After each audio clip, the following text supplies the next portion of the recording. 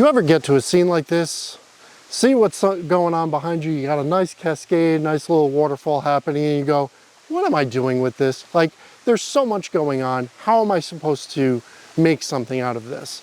So I took this photo in this location, and let me show you how it is that I broke down this scene in order to capture this composition. I'll also go through a couple other photos that didn't quite make the cut, so you can see what my decision-making process was. So come with me, let's check out these photos. So the first thing that I'm going to be looking for is obviously what the overall composition is going to be.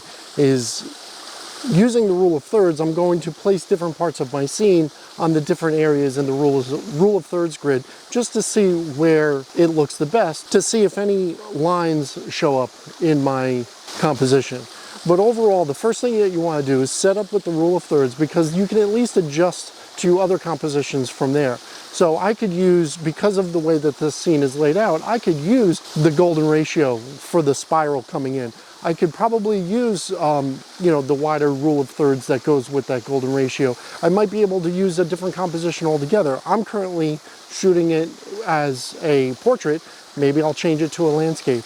But either way, if you start with the rule of thirds and start lining up your composition, then you can start looking for other things in your scene.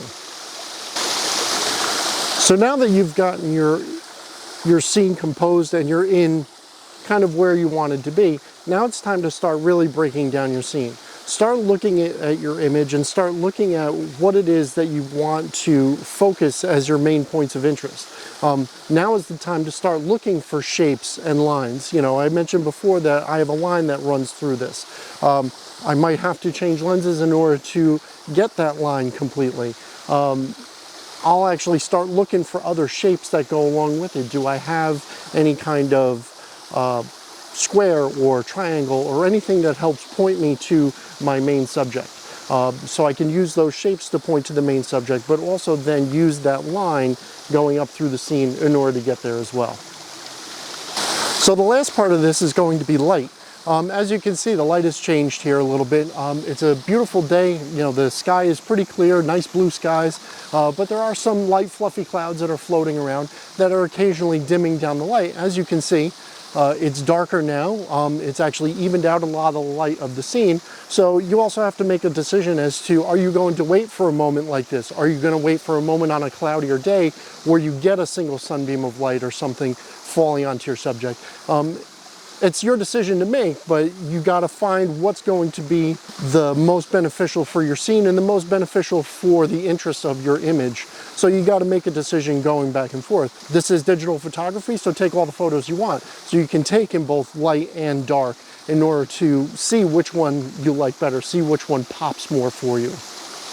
So as you can see, going through all of these different foundational compositional techniques, you can really find some interest in your scene and really find some interest within your image in order to bring various things out using things like the rule of thirds, your leading lines, then the changing light to help create interest and create a story within your image.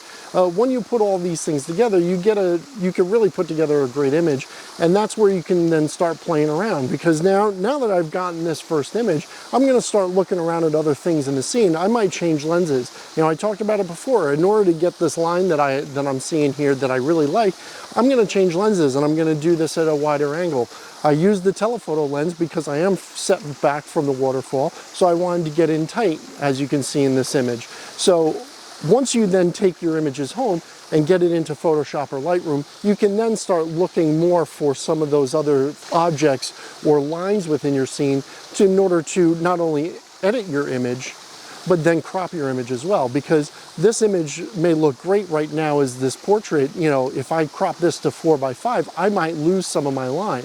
Or if I wanted to eliminate the line altogether and just keep the lines of the cascading falls, I might crop this down as a square. So there's a lot of decisions to be made, not only when you're on scene, but also when you're processing your image as well. So it looks like all of my light has gone away for the day because most of the clouds have rolled in. I thought it was going to stay stay nice and clear for me, give me some more sunlight to work with. But I'm going to take a few more images of this scene and then head for home. So I wanted to thank everybody for coming along and watching this video. If you don't mind giving it a like, subscribe to the channel if you haven't already. Get out there, take some great photos. I really do appreciate everybody coming along for this journey. Thank you for checking out my photography and checking out my video. It is truly appreciated, and I'll see you again next week. Take care.